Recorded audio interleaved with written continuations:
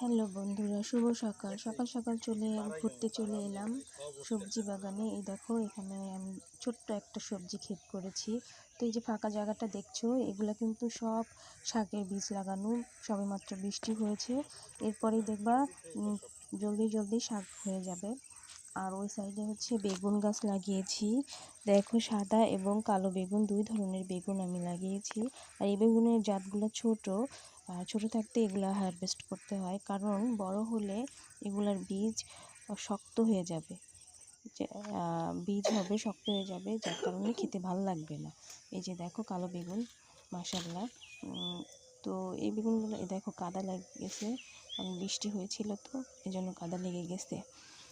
তো ওই সাইডে সাদা বেগুনটাও খেতে খুবই মজা লাগে। তো ধন্যবাদ বন্ধুরা আমার সাথে থাকার জন্য এবং আমাকে সময় দেওয়ার জন্য। তো দোয়া করবে আমার জন্য। আল্লাহ হাফেজ।